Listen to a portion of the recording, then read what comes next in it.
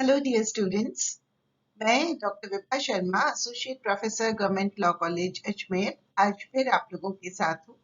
Family law second, आपका paper 1.4 Mohammedan law, जिसे Muslim law भी कहा जाता है, उसके एक संक्षिप्त लेक्चर के साथ में।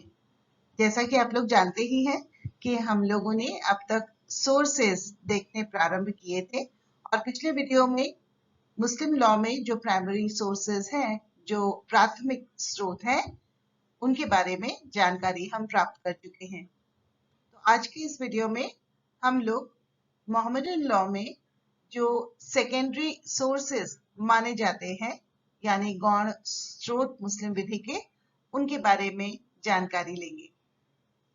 चलिए स्टार्ट करते हैं।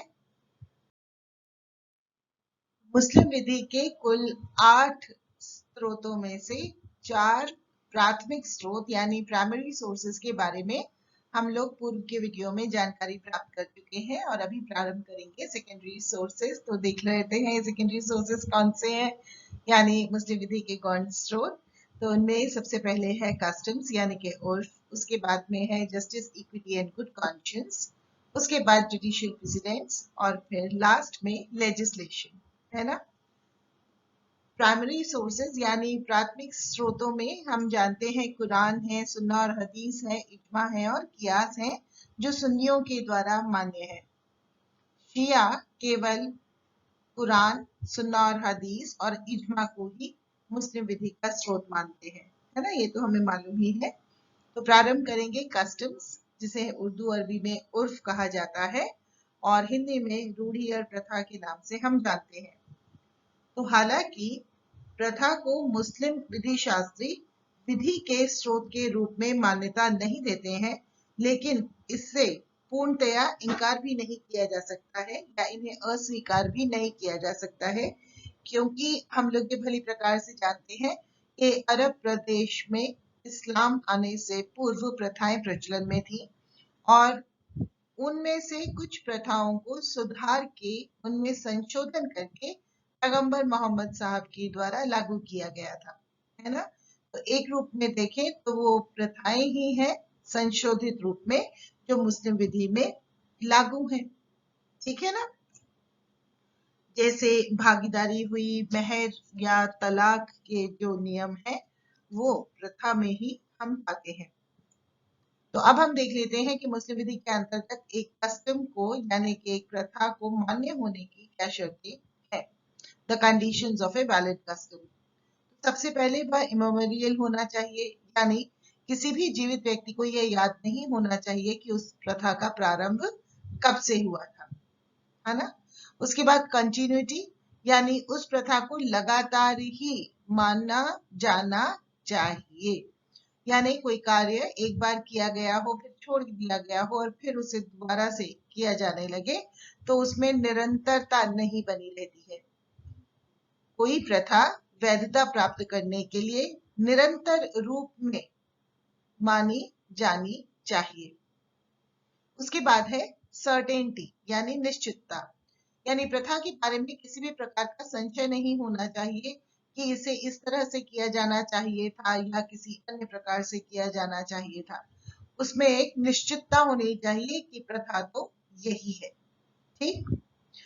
और उसके बाद it should not be oppose to public policy. प्रथा को लोक नीति के विरुद्ध नहीं होना चाहिए। यहाँ पे ध्यान रखने योग्य बात यह भी है कि कस्टम्स यानी प्रथाओं को मुस्लिम धार्मिक नीति के विरुद्ध भी नहीं होना चाहिए। ये एस्पेक्ट महत्वपूर्ण है।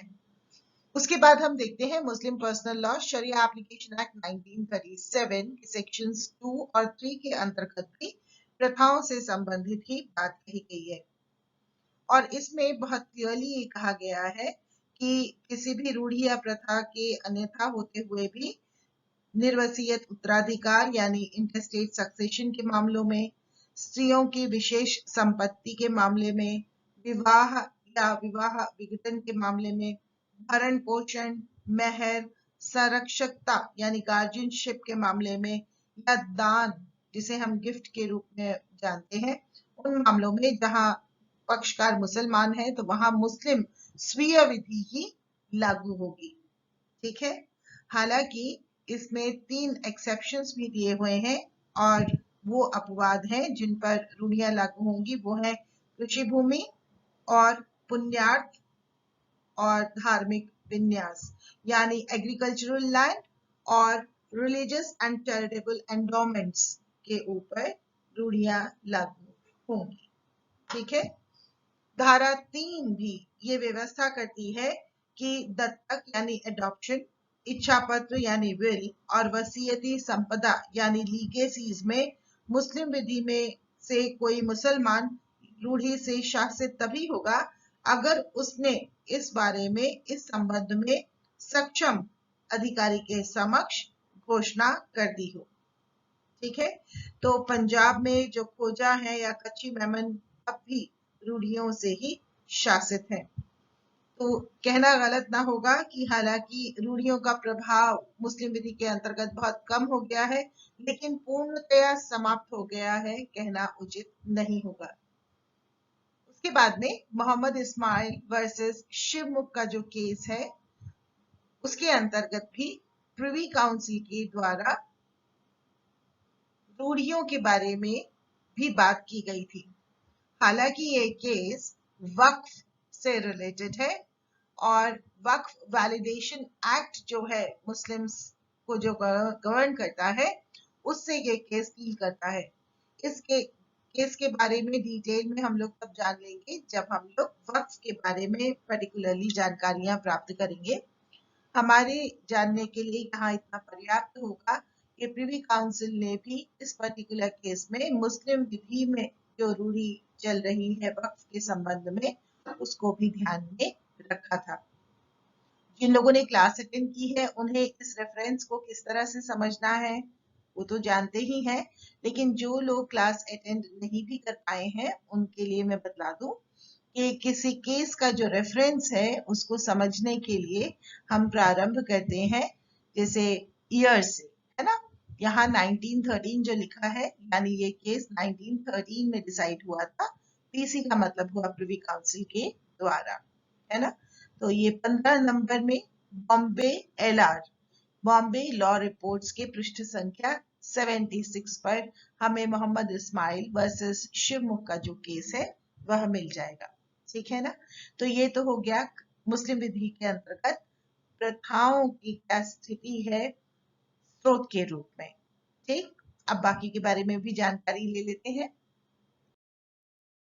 Justice, equity and good conscience यानी कि न्याय, साम्य तथा शुद्ध अंतःकरण। यूं तो ये आंग्ल विधि का नियम है, यानी ये इंग्लिश लॉ के अंतर्गत हम इसे पाते हैं। भारत में ये मुख्य रूप से तब से लागू होना शुरू हुआ कहा जा सकता है जब अंग्रेजों का यहाँ पर शासन था।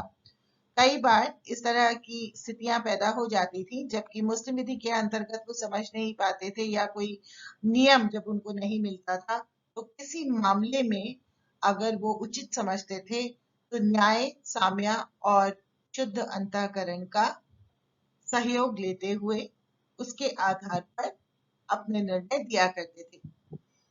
न्याय यानी सभी के प्रति न्यायपूर्ण कार्य होना चाहिए, कहीं भी गलती ना हो। इक्विटी, साम्य यानी दोनों ही पक्षकारों को समान रूप से देखते हुए शुद्ध अंतःकरण के भाव से जो उचित है किसी मामले में उस निर्णय को करना। ठीक है। इसे हम कुछ कुछ इस तरह से भी समझ सकते हैं जैसा कि अबू हनीफा जो मुस्लिम विधि शास्त्री थे, विधिवेत्ता थे, उनके द्वारा जो इस्तेहसान डेवलप किया गया था जिसे हम न्यायिक अधिमान या ज्यूरिस्टिक प्रेफरेंस के नाम से भी जान सकते हैं। कुछ यूं है कि जब किसी मामले में यदि विधि शास्त्रियों में मतभेद हो जाए या फिर किसी विशिष्ट मामले में विशिष्ट नियम का अभाव हो तो फिर उसे लागू किया जाता था। ये कुछ कुछ उसी तरह का है जैसे कि कियास के अंतर्गत हमने देखा है, याद है ना, एनालॉजिकल डिडक्शन के रूप में। ठीक।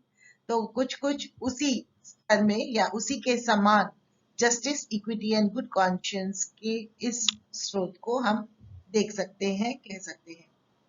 फिर हम देखते हैं जुडिशियल प्रेसिडेंट्स। तो मुस्लिम विधि के अंतर्गत जो न्यायिक पूर्व निर्णय है वो भी बहुत महत्व रखते हैं।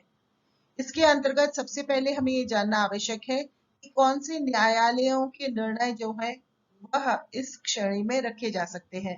तो वो होगा प्रिवी काउंसिल का जजमेंट, या फिर हम कह सकते हैं वो हो सकता है सुप्रीम कोर्ट का जजमेंट या हाई कोर्ट का जजमेंट।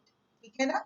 तो उनके द्वारा यदि किन्हीं परिस्थितियों में किन्हीं तथ्यों के आधार पर कोई निर्णय दिया गया है तो उसी तरह की लगभग जो परिस्थितियां हैं और तथ्य हैं उन पर वह निर्णय लागू किया जा सकेगा।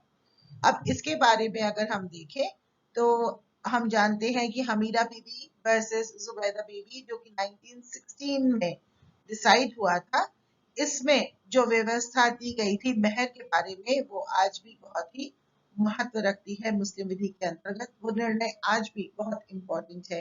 जब हम मेहर के बारे में जानकारी लेंगे तब हम इसके बारे में डिटेल में जान लेंगे, है ना।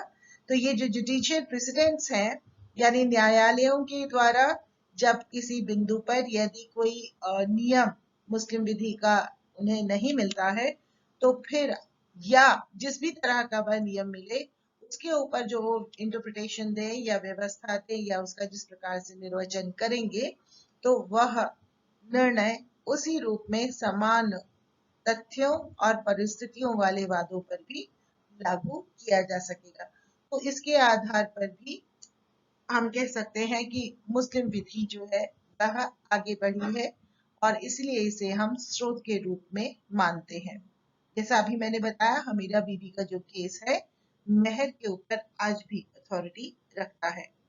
और अंत में है लेजिस्लेशन यानी कि विधायन। तो ये तो सबसे नया स्रोत है। हम सभी जानते हैं कि ये लेजिस्लेशंस तो अभी रिसेंटली बनने लगे हैं ना, ज्यादा करके 19th सेंचुरी या 20th सेंचुरी से। तो जो भारत के मुस्लिम समुदाय हैं, मुस्लिम्स हैं, उनके ऊपर भी विधायन लागू होते हैं। General law of the land तो लागू है ही, ये तो हमें पता ही है ना। सिविल प्रोसीजर कोड हुआ, क्रिमिनल प्रोसीजर कोड हुआ, तो ये तो उनके ऊपर लागू है ही।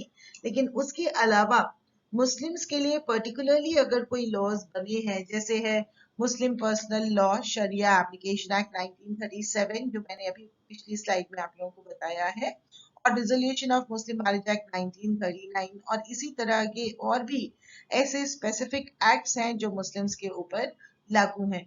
तो हम कह सकते हैं कि इनसे भी हमें मुस्लिम विधि प्राप्त होती है।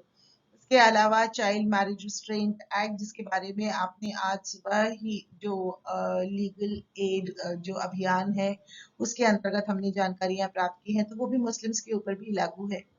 यहाँ मैं ये क्लियर कर दूं कि जो मुस्लिम पर्सनल लॉ शरिया एप्लीकेशन एक्ट 1937 है, ये मैंने डिस्क्रिप्शन बॉक्स में इसका लिंक दे दिया है। अगर आप लोग इंटरेस्टेड हो तो आप उस लिंक को क्लिक करके इस पूरे अधिनियम को जान सकते हैं।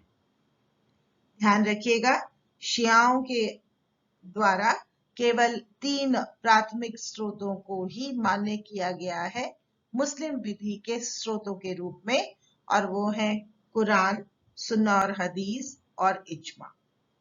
ठीक है ना। आई रियली होप कि जो मैंने आप लोगों के साथ में ये जो छोटा सा एक वीडियो सेकेंडरी सोर्सेस पर है ये आप लोगों को क्लियर हो सका होगा कि इसके अंतर्गत क्या क्या कवर होगा। अपना बहुत अच्छे से ध्यान रखिएगा, बहुत पढ़ाई करिएगा। All the very best. Thank you.